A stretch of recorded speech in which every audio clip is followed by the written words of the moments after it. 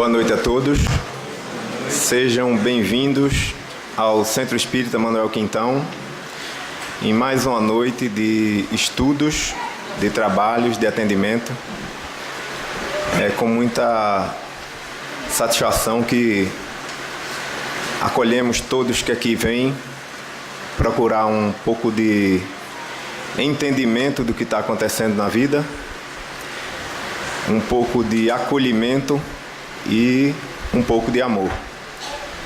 A Casa Espírita, ela funciona numa tríade, num tripé que foi muito bem definido por Divaldo Pereira Franco. É um hospital de almas, uma escola e uma oficina de trabalho edificante. Aqui, a partir do momento que os senhores já entram na casa, já começam a ser atendidos. Independente de haver um atendimento pessoal, já está acontecendo o atendimento espiritual de cada um de vocês e até daqueles irmãos que estão acompanhando vocês vindo aqui para a Casa Espírita. Porque por onde vocês passam, o seu maior amigo, como foi dito aqui pela nossa irmã Eliette, o seu melhor amigo, que é o seu guia espiritual, o seu anjo da guarda, o seu espírito protetor, o nome que queiram dar, é aquele espírito que lhe acompanha desde o dia da sua concepção até o dia do seu desencarne. Ele é aquela voz que de vez em quando a gente ouve dizendo para não fazer as coisas erradas, né? Seria aquele anjinho que muita gente assistiu o Tom e Jerry e lembra que tinha um anjinho e tinha o diabinho, né? Então o anjinho, aquela voz que nos fica dando bons conselhos, inconsciente, é o nosso espírito protetor, nosso anjo da guarda. O assunto que nos foi dado hoje aqui é reencarnação e justiça, e logo mais o nosso irmão Cláudio Selva, jornada com desafios e problemas, e a prece com a nossa querida irmã Tia Thelma, muito conhecida aqui de todos nós, né, de muito tempo, uma trabalhadora pequenininha só no tamanho. E então é uma escola, aqui é um hospital de almas, né? Aqui é feito um atendimento não só para os encarnados como para os desencarnados. Aqui é uma escola, porque estamos vindo aqui aprender, tanto nós como todos vocês, né? Principalmente os que trabalham aqui na casa. Todas as palestras a gente tem que estudar, a gente tem que ler. E no primeiro ponto, no primeiro tempo a gente já aprende e depois tenta passar alguma coisa desse aprendizado para vocês. E é uma oficina de trabalho edificante, porque na Casa Espírita só fica parado quem quer. Nós temos trabalho aqui com crianças, nós temos trabalho com idosos, nós temos trabalho com as mães, nós temos trabalho com famílias, e quem quiser nos ajudar, precisamos sempre muito. O que mais falta na Casa Espírita é a ajuda pessoal. A parte material sempre a gente, nos pedidos, nas campanhas, a gente consegue. E o mais difícil é você realmente dispor um pouco do seu tempo para o seu próximo. Estamos nos aproximando agora de uma visita ao Lar de Jesus, que é um abrigo de idosos, onde nós já fazemos trabalho há muito tempo. É dia de sábado, de 9 às 11. E contamos sempre na mão, nas duas mãos, a quantidade de pessoas que vão.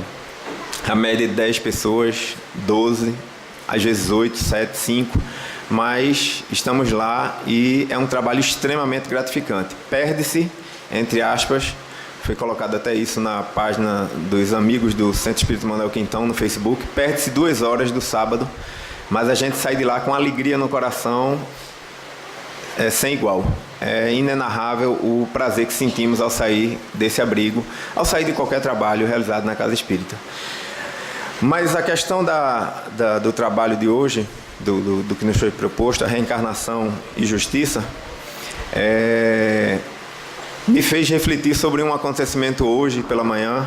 Eu tinha uma reunião de 9 horas da manhã com um advogado daqui de Recife e uma pessoa que veio de São Paulo. E 8 horas da manhã, quando me preparava para sair de casa, recebi a notícia que esse advogado havia falecido há 1 hora da manhã suicidando-se, né? Ele suicidou-se ontem, uma pessoa extremamente culta, muito bem financeiramente, muito bem profissionalmente, mas com problemas pessoais, doença ele tinha um problema psiquiátrico, né, psicológico, e não estava ligando muito para o tratamento. E conversei muito com ele sempre dizia: eu vou me matar, qualquer hora dessa eu me mato, eu não tenho mais para que viver. Estava passando por um problema familiar e as pessoas diziam: não, ele não vai se matar, ele não vai se matar. Mas ao consultar, ele tinha esquizofrenia, agora que eu me lembrei. Ao consultar uma pessoa, um profissional da área, ele disse: olha, tome cuidado, porque realmente o paciente esquizofrênico, ele quando diz, ele pode não fazer, mas ele também pode fazer. Existe a possibilidade de em um flash ele tomar essa atitude e cometer essa loucura. E eu sempre falava para ele de não fazer isso, né? Que a vida dava muitas oportunidades, a gente sempre tinha chance de errar e tentar acertar de novo, mas a morte, como eu ouvi uma palestra certa feita, a morte pelo suicídio é pular da frigideira para o fogo. A gente pensa que resolve, que melhora e termina piorando.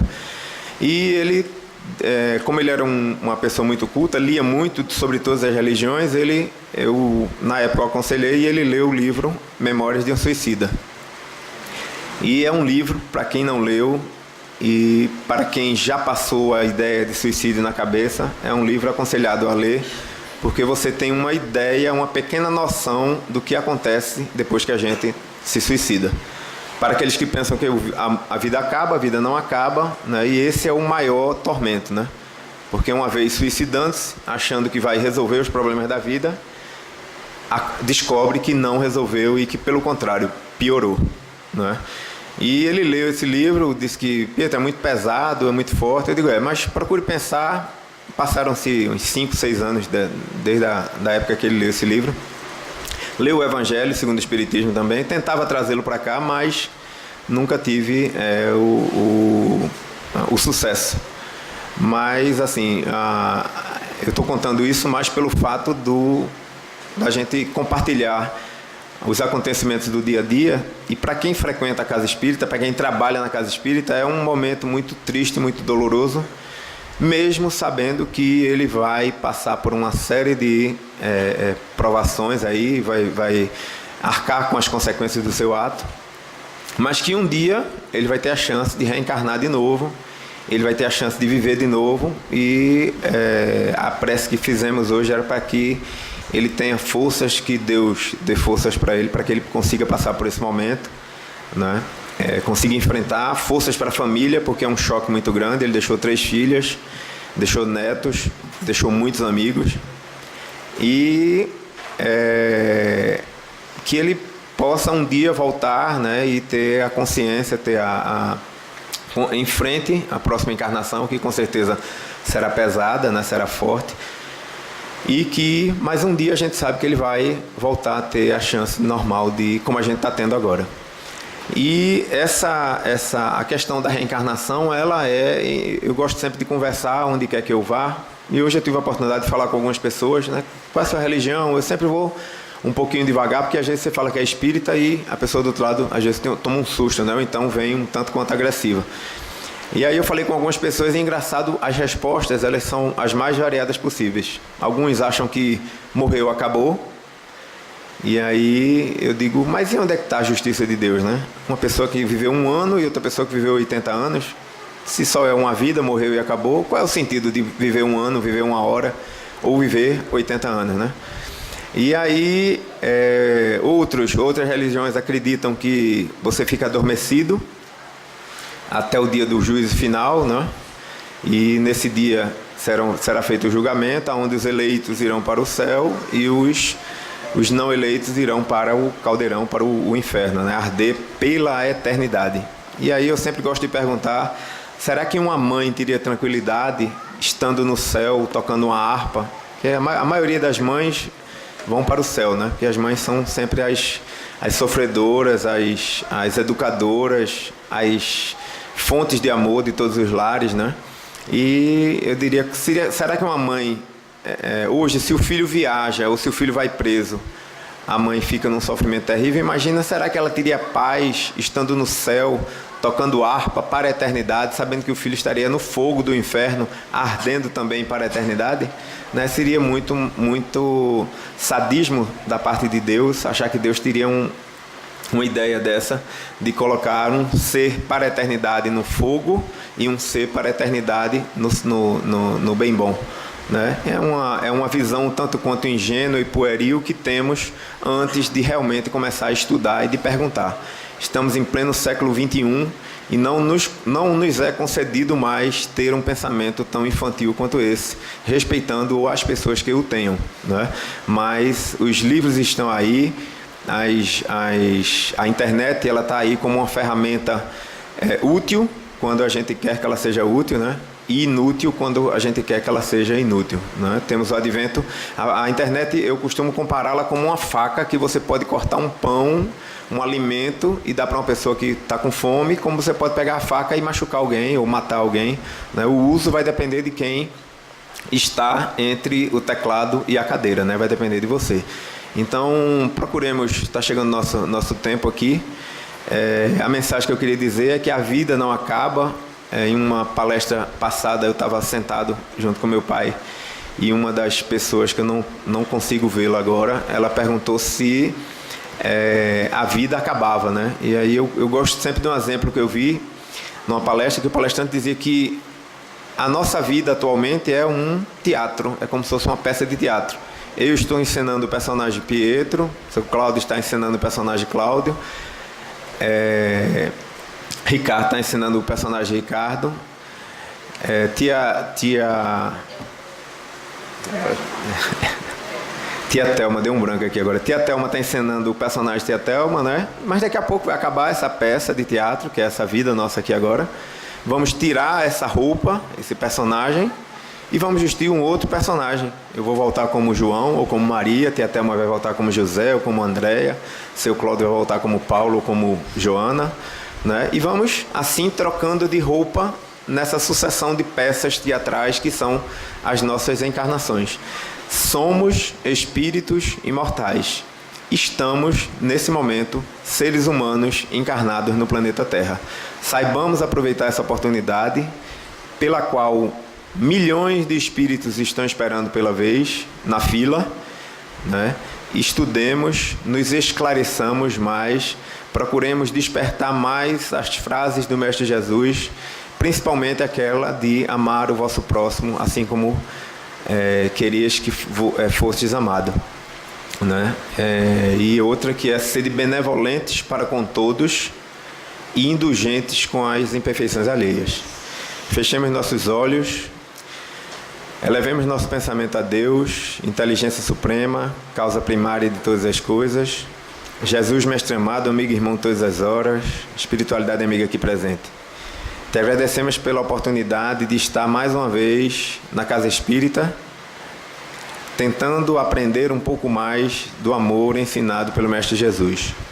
Que possamos ter um pouco de calma, um pouco de paz, que todos os problemas fiquem separados em nossa mente, para que possamos poder assimilar uma palavra que seja, mas que essa palavra se transforme em semente de amor e que essa semente nos seja dada para que possamos semeá-la por onde quer que passemos, com um abraço, com um sorriso, com um beijo, com um bom dia, uma boa tarde, uma boa noite. Que possamos, a partir de agora, escutar as palavras do nosso irmão Cláudio Selva e que a paz do Mestre Jesus nos envolva hoje e sempre. Assim seja.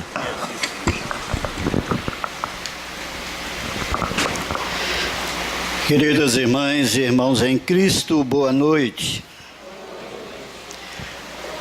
Nossa jornada de hoje é jornada com desafios e problemas. Todos nós hoje que aqui nos encontramos já tivemos nossa jornada, não é? Uns de casa para o trabalho, outros do trabalho para cá.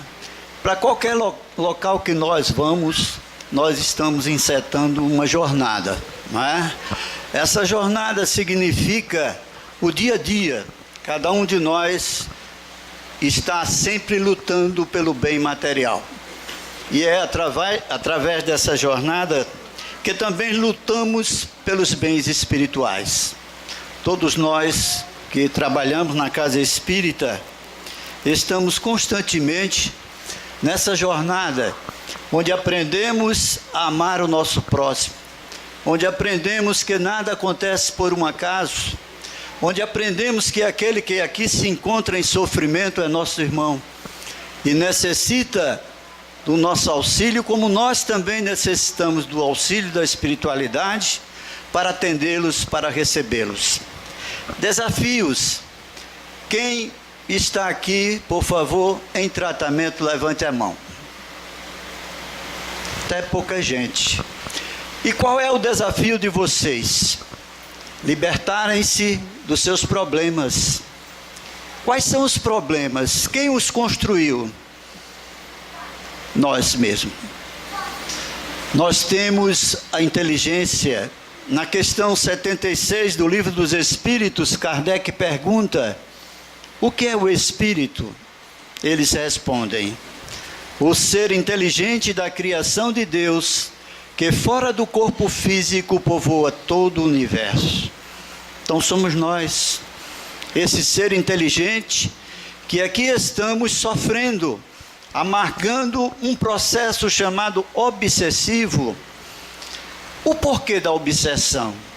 O que é a obsessão? Define o Livro dos Médiuns como a pertinaz perseguição de um espírito imperfeito sobre nós também imperfeitos. E por que eles nos perseguem? Porque algo nós fizemos contra eles. Ou são nossos afins. Por exemplo, aquele que viciou-se no fumo, na bebida, no tóxico, em várias coisas que dá vício, até mesmo na gula, na comida, sempre contará com os processos obsessivos dos afins. Daqueles que desencarnaram com esses vícios, eles procuram aqueles encarnados que os têm para saciar os seus vícios. Então vejam uma necessidade do desafio que todos vocês, que todos nós estamos a enfrentar agora, para combater não o nosso próximo, mas combater as nossas imperfeições e os nossos vícios. Quem não os tem? Todos nós temos. E é preciso começar no bom entendimento, para que a gente conversa tanto com pessoas que dizem: Cláudio, eu não sei por que sofro, eu não faço mal a ninguém, mas tudo de ruim me acontece. E a resposta onde é que está? No entendimento daquilo que se chama reencarnação. Porque na questão 115 do Livro dos Espíritos, Kardec faz outra pergunta: Deus criou uns espíritos bons e outros maus? A resposta é clara: não. Deus criou e os cria a todos iguais, simples, ignorantes para as coisas da ciência, e a cada um deu uma pequena missão. Ora, nós aprendemos que somos os seres inteligentes da criação e que fomos criados igualmente. Por que tanta diferença social? Por que a classe dos miseráveis, eu não digo nem pobre? Nós vimos há pouco na televisão os andarilhos, nossos irmãos, andando pelo mundo afora sem saber para onde ia, sem saber por que ia, e a gente sofre em ver isto. A gente vê os nossos irmãos pobres também, que lutam pelo pão nosso de cada dia.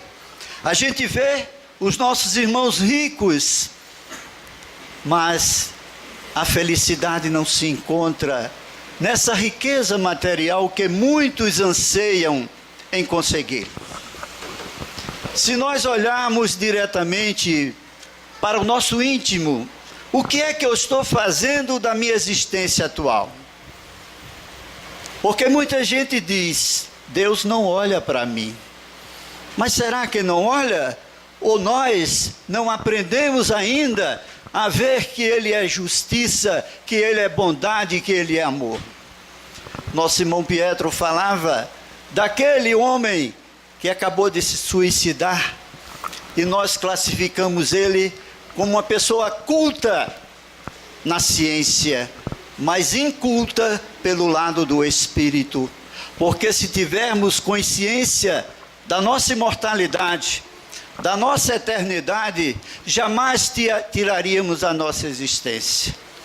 Então, voltando ao comentário dos nossos sofrimentos de hoje, nós amealhamos hoje e estamos construindo o nosso amanhã.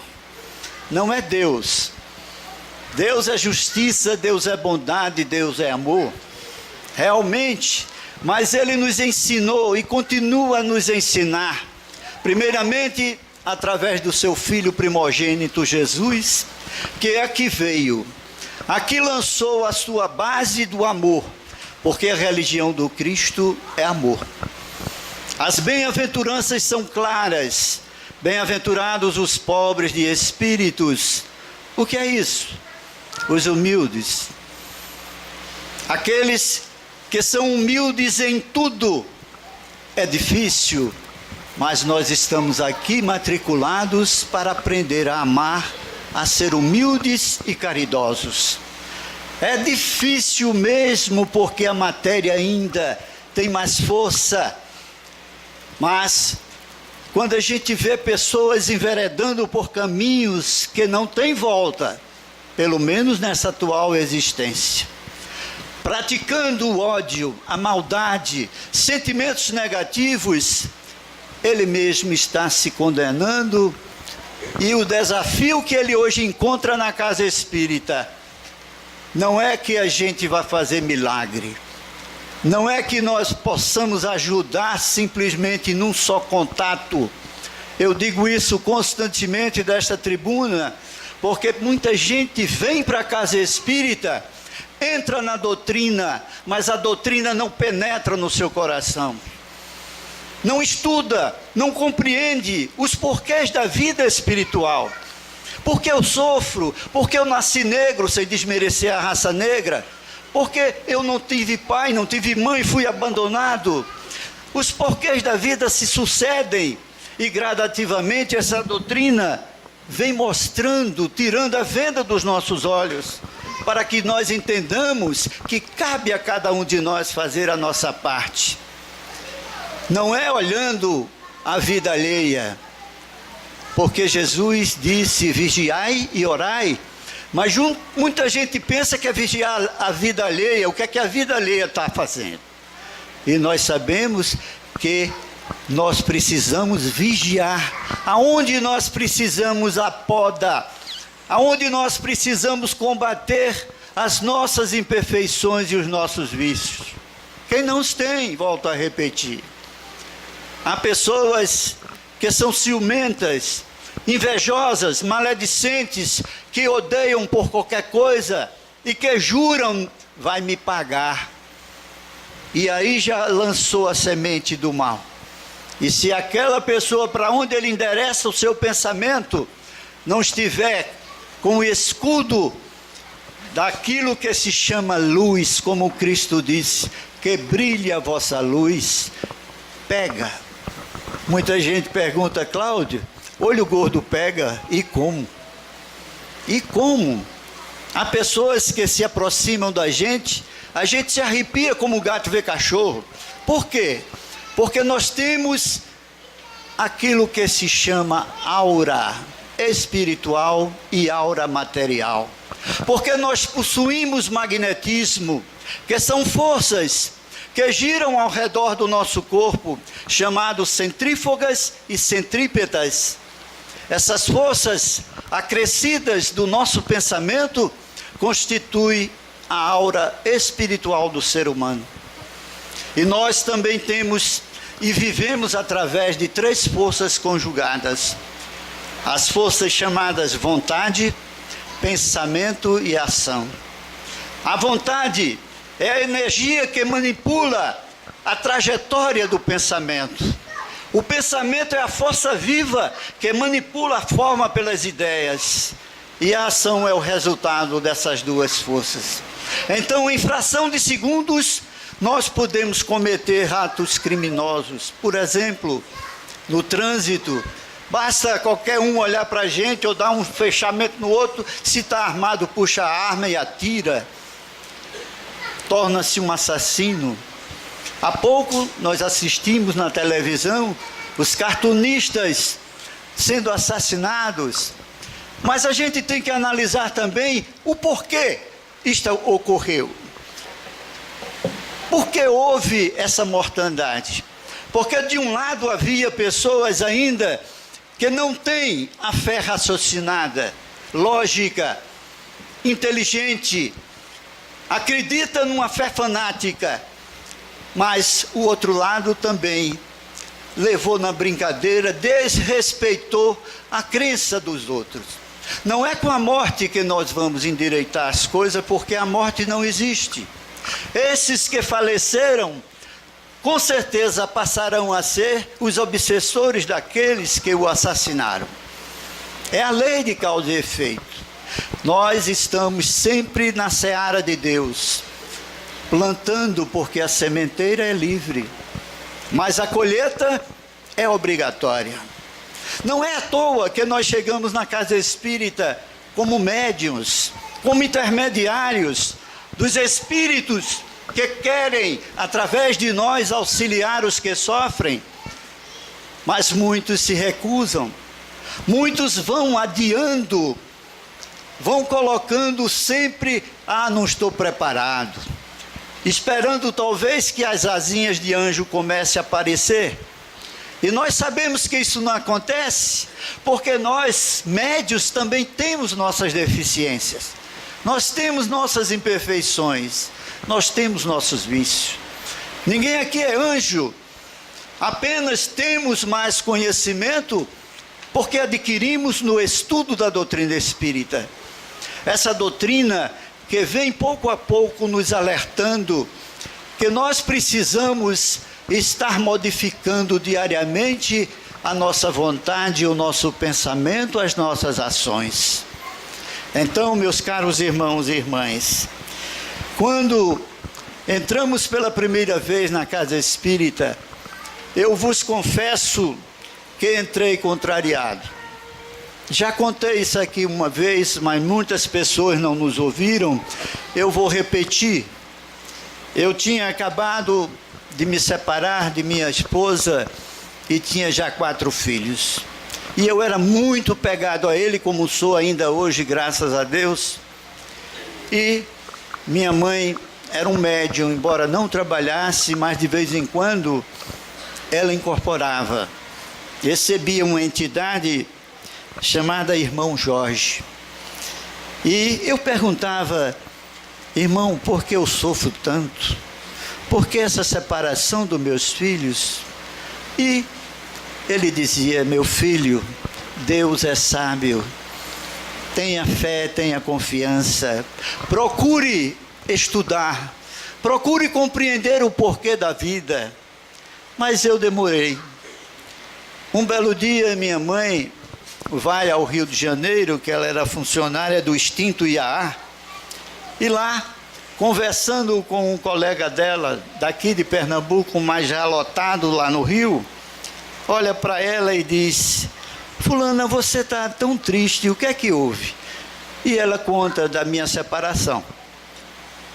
E tinha um rapazinho, um jovem de 17 anos, daqui de Recife, visitando lá o primo, que era esse rapaz que estava conversando com minha mãe. E ele intromete-se na conversa e diz: a senhora acredita em espiritismo? Aí minha mãe disse: acredito. Disse: olha, eu sou lá de Recife, meu padrinho Mário Jorge, ele é presidente do grupo espírita Seara de Deus. Por que seu filho não vai lá? Não deu outra. Minha mãe anotou o telefone, ligou para mim, eu estava no trabalho, quando eu atendi: alô? Ela disse: não, diga que não. Eu digo: não vou dizer nada, o que é que a senhora quer? Tome nota aí. Aí deu todo o endereço do centro. Hoje, de terça-feira, tem reunião, vá lá. Eu digo, mas para que, minha mãe? Você prometeu. Eu digo, tá bom, lá vou eu. Peguei o carro, nesse momento eu estava morando com minha mãe, que era na Conde da Boa Vista, no edifício é Vasco. Ela fora, eu sozinho, eu olhei, e lá pro Janga, lá vou eu. Atravessei a ponte, mais adiante, uns 100, 200 metros, eu digo, vou não, voltei. Aquela vozinha, você prometeu. Fiz a volta, andei mais um pouquinho, mais 500 metros, voltei. E a vozinha, você prometeu. E nessas idas e vindas, terminei chegando lá, né? Entrei, encontrei o centro ainda em construção, perguntei pelo doutor Mário Jorge, duas senhoras, disse, Creuza e Theo, estavam separando roupas para dar aos pobres. Sente aí, meu filho, ele chega já, ele mora aqui, ó, na esquina. Nessas alturas eu estou pensando em milhares de coisas, o que é que eu vim fazer aqui nessa casa de espírito? Mas chega ele, aí me apresenta, e ele me leva para um cantinho assim, sentamos numa cadeira, eu comecei a contar a minha vida, comecei a chorar, ele a chorar. Ele chegou e disse, você vai fazer tratamento é hoje, nem consulta é. Você está carregado, cabra. Eu digo, eita. Gente, era uma sala aqui, como essa atrás, bem mais larga. Eu fui o primeiro. Quando eu pus o pé na soleira da porta, tinha 6 médiuns, todos 6 incorporaram ao mesmo tempo. E só não me chamaram de arroz doce. E começaram a dizer que eu tinha feito aquilo, que eu tinha abandonado ela com o filho, com coisas horríveis, e eu não me julgava capaz de ter feito aquilo. Por quê? Porque estava me analisando no momento presente. Eu não acreditava na reencarnação. Eu nunca tinha entrado numa casa espírita kardecista. E as acusações se sucederam por vários minutos. E eu saí dali arrasado. Porque não acreditava que eu tivesse cometido tantas atrocidades. Outra, porque eu necessitava de estudo, de conhecimento, de leitura, de entendimento para ver que eu, como todos nós, somos eternos. Então, eu comecei no estudo e começou a venda a ser retirada dos meus olhos, aceitando a reencarnação. Porque, como Pietro deu o exemplo, como é que nós podemos aceitar um Deus de bondade, de justiça, de amor? Se faz um, quando morre é mau, fogo eterno. O outro é bom, céu. Onde é o céu? O céu é lá em cima. Mas a Terra gira numa velocidade tal que eu posso estar apontando para baixo. Não é verdade? E dizia o Papa João Paulo II, uma coisa que eu achei maravilhosa, céu e inferno é um estado da alma. Quantas pessoas se encontram com seus problemas terríveis, pensando que não tem solução, e tem. Ah, meu caso é insolúvel. Não. Há uma história que exemplifica isso. Foi uma senhora espírita e ela procurou Adelino, que vivia muito ao lado de Chico, e ela foi desenganada pelos médicos, e como espírita ela queria falar com Chico para reforçar, não é? Sabia ela que estava desenganada, e Adelino conseguiu que ela fosse entrevistada por Chico. E Chico disse, o que é que você tem, minha filha? Ela disse, eu estou desenganada e eu queria que o Senhor me abençoasse para que eu desencarnasse consciente de que a morte não existe. Chico olhou para ela e disse, minha filha, não tem jeito do lado de cá e do lado de lá. Mas como assim? Disse, olha, antes de dormir, ore, peça a doutor Bezerra de Menezes, que lhe auxilie e vamos ver o que acontece. Ela então foi para casa, Adelino despediu-se, e passaram-se alguns anos. Quando Adelino, certa feita, estava fazendo uma palestra num centro em Uberaba, ele olha, lá no fundo aparece a amiga vestida de longo, e ele diz: meu Deus, eu estou vendo fulana e ela desencarnou. E lá vem ela, e com os olhão aterrorizado, né? Pensando que ela estava em espírito, ele estava vendo. Chegou, ficou perto da porta, ele terminou a palestra e não tirava o olho. Quando terminou, ela se dirige. E ele diz: é fulana? Disse: é, não se lembra de mim? Você não lembra do que Chico disse? E se lembro. Pois bem, eu orei, pedi a doutor Bezerra. Quando eu acordei, minha cama estava cheia de pus e sangue, e depois desse dia eu fiquei sarada. Então vejam, todos nós podemos, através da oração, é a grande defesa que nós possuímos, não só para as doenças, mas temos que ter uma coisa que se chama merecimento. Muita gente pede, roga, mas não faz por onde merecer. E nós precisamos fazer isso. Aprender. Venha o sofrimento, porque o sofrimento aprimora o nosso espírito. Porque uma coisa que a gente aprende é que a doença não é no corpo físico. A doença é proveniente do espírito, que se encontra no seu perispírito. O suicida, o amigo aí, o conhecido do Pietro, ele vai assistir a putrefação do seu corpo, ele vai ver os vermes comendo o seu corpo e vai ficar ligado à sua matéria. Mas não é por isso que ele pode aprender a nunca mais tirar a vida, porque há uma história que Chico também foi consultado com uma senhora que trazia um filho no colo e disse para ele: seu Chico, eu estou vindo aqui do médico e esse meu filho nasceu cego, surdo e mudo e sem os braços. E os médicos disseram que tem que amputar-lhe as pernas. O que é que o Espiritismo diz? Emmanuel responde através de Chico: diga a essa senhora que esta criança em seus braços, nas 10 últimas reencarnações, suicidou-se. E se ficar com as pernas, poderá procurar um precipício e se jogar. Então vejam, mesmo com o sofrimento, porque quando nós reencarnamos, pela bondade divina, nós esquecemos muito de nossa existência passada. Mas vez por outra, nós estamos diante de um algoz e que o magnetismo fala mais alto e a gente não vai com aquela pessoa. A gente não se sente bem. Ao passo que muitas vezes uma pessoa que a gente pensa que está vendo pela primeira vez, a gente sente uma coisa maravilhosa, uma vontade de estar sempre junto com ela. Não é verdade?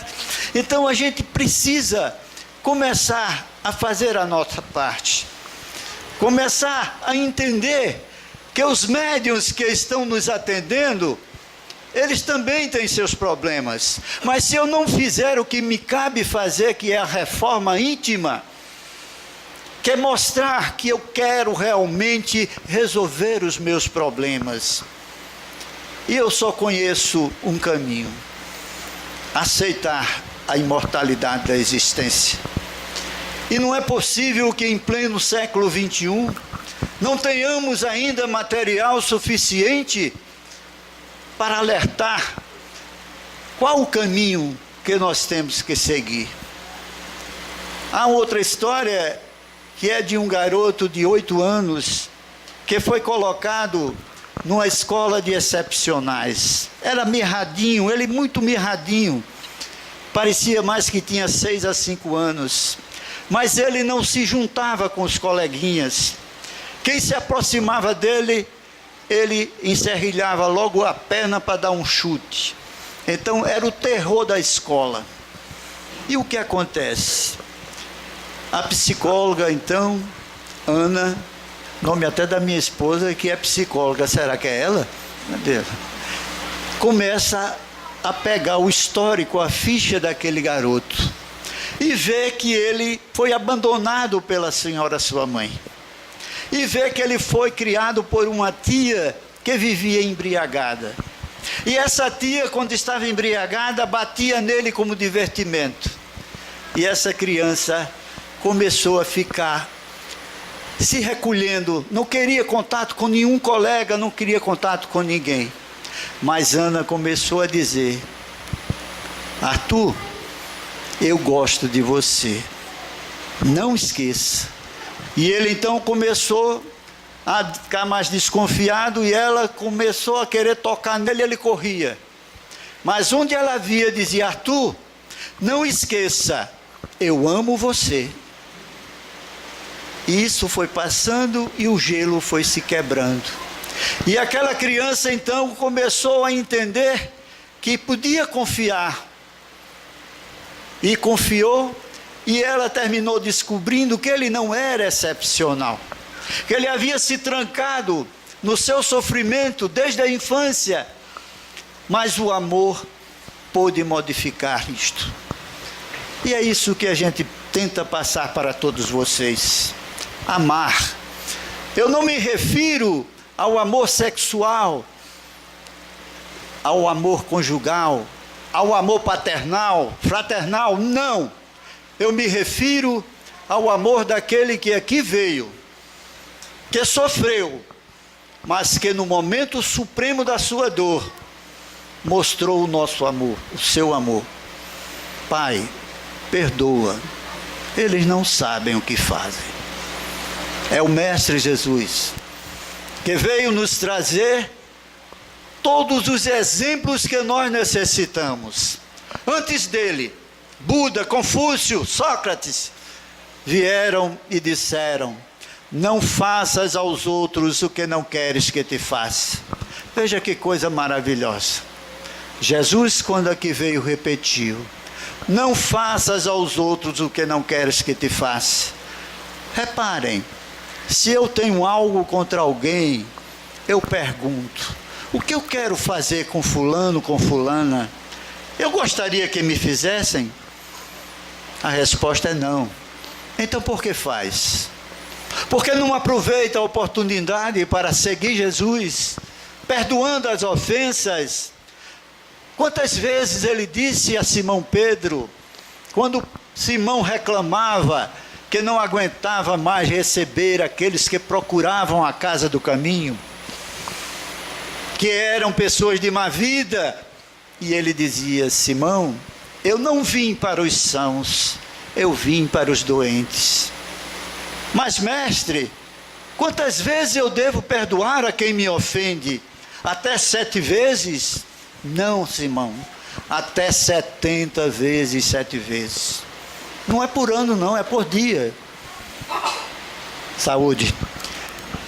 É difícil, mas não é impossível. Porque nós não gostamos de receber o perdão, por que não dar também? É dando que se recebe, é perdoando que seremos perdoados.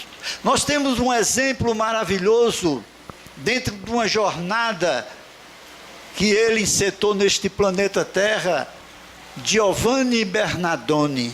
Sabe quem é? Vocês lembram? Ninguém sabe quem é Giovanni Bernardoni? Pode falar alto. Hã? Francisco de Assis, não é? Riquíssimo, mas deu toda a sua fortuna para os pobres, para as crianças. E numa etapa de sua vida, ele sai para angariar donativos para as crianças, chega em frente a um palacete, bate palmas, e lá de dentro vem o dono da mansão e pergunta: o que é que você quer? E ele diz: eu gostaria de uma esmola para minhas crianças. Sabe o que ele fez? Deu-lhe um bofetão. São Francisco recolheu a mão e disse: para mim, já recebi. Dai-me agora para minhas crianças. Quem faria isso? A gente pulava logo no pescoço do camarada, né? Não, eu tive vontade de fazer isso uma vez que eu fazia campanha do quilo. Mas eu já estava iniciando, era neófito. E o cara disse: vai trabalhar, vagabundo. Nem veio cá, graças a Deus. Eu fiquei com raiva. O quê? Eu vou negar? Não é? Quantas vezes eu peguei o carro, fui atrás do cara que tinha me dado um tranco na rua para dizer coisa. E não elogiava logo a mãe dele e dava uma profissão pouco recomendada. Eu fazia isso. Eu sou réu, confesso. Então, hoje eu me policio. Por quê? Porque sei que não devo fazer. Que se eu fizer, está registrado no caderninho, que quando eu desencarnar, eu tenho um grande juiz, todos nós temos, que se chama consciência. É um grande juiz que a gente tem. E ele sempre está nos alertando. Quando a gente custar a dormir, ficar embolando na caminha, para lá e para cá, não é? E que você fica pensando: puxa, tratei mal fulana, levantei falso a cicrano. Por que no dia seguinte não procurar o fulano, a fulana e dizer: fulano, fulana, me perdoa, eu errei contigo? Mas a gente tem vergonha. Por que a vergonha? Para não mostrar que nós fomos errados, que nós não praticamos a verdadeira caridade ensinada por Jesus? Ora, exemplos não nos faltam. Existe um dos maiores cientistas, filósofos, que foi pelos demais escolhidos para escrever um livro que resumisse todo o saber dado ao homem conhecer. E o grande filósofo passou anos e anos em pesquisas, até que um dia ele disse: eureka, achei.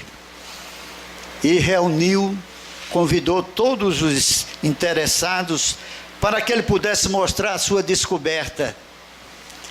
E lá, o auditório cheio, ele pegou um livro de páginas alvíssimas, nunca usado. Tomou de uma caneta, escreveu uma única palavra. Fechou e disse: tudo o que acontece no universo se deve àquilo que eu acabo de escrever. É o imã que tudo atrai, que tudo modifica, que cria, que embeleza, que enaltece, e que é a própria razão de viver. Todos ficaram espantados. O sumo pontífice que ele era, um cientista, um filósofo, que palavra mágica era aquela? Então solicitaram: mestre, mostra-nos que palavra mágica é essa. E ele lá abriu e mostrou, estava lá: amor. É esse amor de Jesus. É esse amor que nós precisamos seguir, compreendendo que aquele que nos fere é digno de um perdão. E não esquecer que nós não passamos pelo que não merecemos. Ou podemos passar, porque o planeta Terra é um plano de que, gente? Melhorou agora a participação. Provas e expiação. O que quer dizer provas e expiação?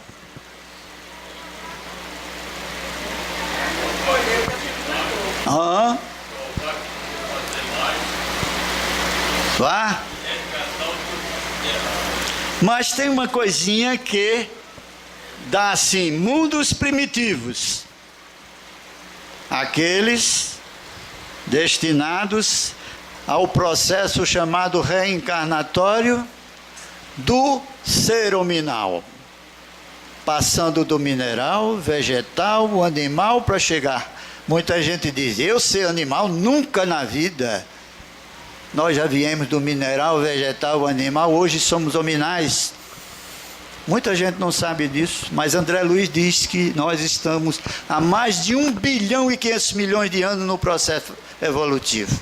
E Kardec, quando faz a classificação dos mundos, ele coloca Primitivos, destinados às primeiras encarnações dos seres hominais. Provas e expiação, aqueles que o mal impera. Podem ver, nós estamos a 1000 por hora em termos intelectuais, não é? É tablet, é não sei o que, é tanta coisa. Hoje ninguém mais conversa. A gente vai para um restaurante, tem 2 casais numa mesa, cada um com um negócio. Até a comida que vai comer, eles perguntam pelo tablet. Ninguém conversa mais, gente. Por quê? A tecnologia está tomando o lugar da família. É? Namora a boneca. Estamos caminhando para a loucura.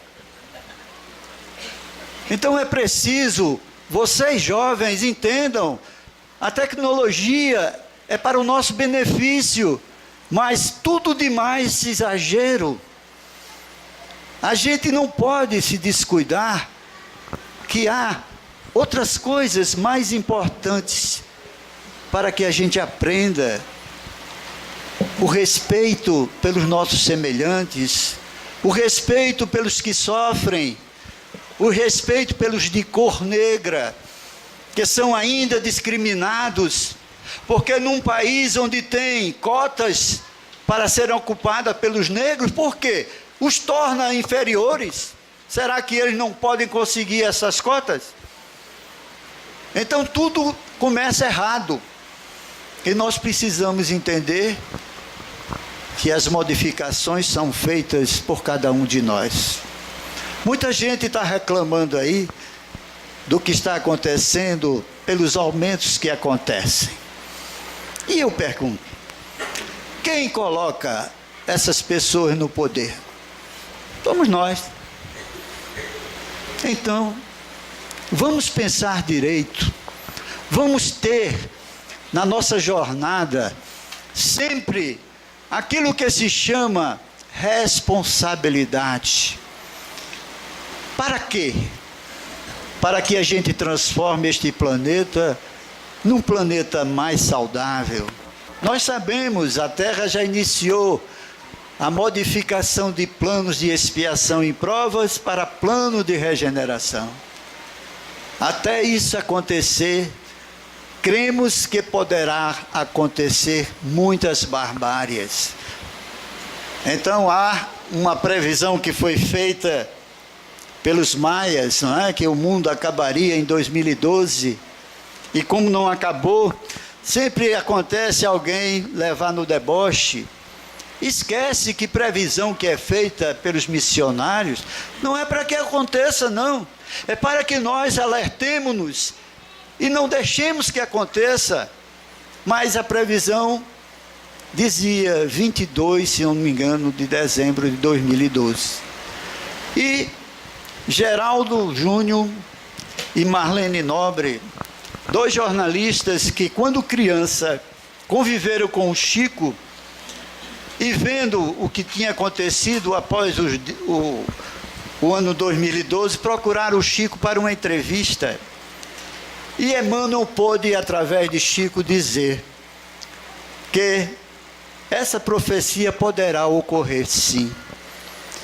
E ele dá uma data limite para que, se o homem não parar de destruir o seu habitat, poderá acontecer em 2019, se existir uma guerra nuclear. E nós estamos vendo aí o que está acontecendo.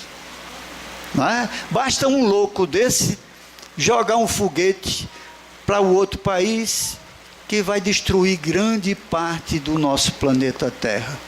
E diz ele, quando perguntam, Chico, porque Emmanuel diz que sobrará uma boa parte do nosso planeta no Brasil, e para cá virão aqueles de outros países que sobreviverem. Então, aqui será recebido, bem recebido pelos que ficaram. Aí pergunta Marlene Nobre, é por isso que o Brasil é considerado coração do mundo e pátria do Evangelho? Emmanuel responde: coração do mundo, sim. Pátria do Evangelho, ainda não. Mas por quê? Porque enquanto existir nossos irmãos passando fome, frio, sem ter casa para morar, sem ter nada para comer, não pode ser considerada a pátria do Evangelho. Gente, hoje o crack assola o nosso país, principalmente o nosso país. Eu fui alguns meses atrás a São Paulo, fui na praça lá, que chama do crack. É triste você ver crianças, jovens, velhos. Já viu esses filmes de terror, aquelas múmias andando assim? É o que você vê. E não aparece ninguém para dizer: vem cá, meu irmão, vamos fazer um tratamento. Certas coisas nos obrigam a fazer, mas ali está para todo mundo ver. A miséria, a tristeza, tudo que é ruim está ali. Mas não pode mexer, mas pode se matar. Como é que é? Então, lembremos-nos que a nossa jornada não termina. Mesmo quando alcançarmos a pureza, nos transformarmos em espíritos puros, ainda continuaremos na labuta, auxiliando, como estão nos auxiliando os espíritos mais puros do que nós. Então, é pegar na charrua, é arregaçar as mangas, é entender que a nossa jornada bem não começou. Por quê? Eu quero terminar dando fim à própria existência. Não. Vamos entender o porquê do nosso sofrimento, que pela minha liberdade, pela minha inteligência, eu plantei, eu construí. Eu estou hoje saldando nossos débitos de vidas passadas. E graças a Deus, bendito obsessor que me trouxe para uma casa espírita. Bendito obsessor que nós devemos tratar não com ódio, não com desprezo, mas torná-los um grande amigo, porque eles sofreram através de nós. E o despertar se faz através da Senhora Dor. Então, que Deus nos abençoe a todos, encarnados e desencarnados, e que possamos amanhã sermos melhores do que hoje. Muita paz. Só um aviso que faltou dar no início. Em fevereiro iniciam-se os grupos de estudos às quintas-feiras aqui. Todos estão convidados. Se quiserem pelo menos conhecer, quinta-feira, dia 5 de fevereiro de 2015, às 19 horas, sejam muito bem-vindos. Nossa irmã Tia Thelma irá fazer a prece agora de encerramento.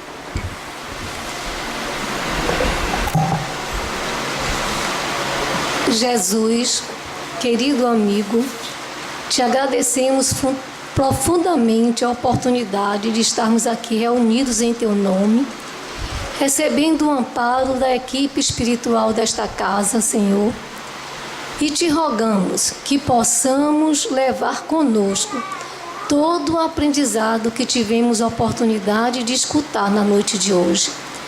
Que ele se torne uma semente produtiva dentro de cada um de nós, Senhor. E como somos eternos pedintes, ainda te rogamos que fortaleça o nosso espírito para que possamos enfrentar os desafios da nossa jornada com paz, sabedoria e fé em Ti, que não nos desampara nunca. Sendo assim, Senhor, mais uma vez gratas, pedimos o Teu amparo e a Tua proteção para todos que aqui estiveram nesta noite, tanto no plano físico quanto espiritual. E devolvemos assim a palavra ao nosso irmão para que possa dar a reunião da noite de hoje por finalizada na Tua santa e divina paz.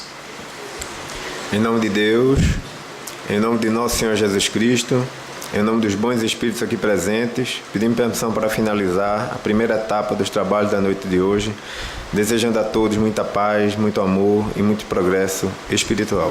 Assim seja.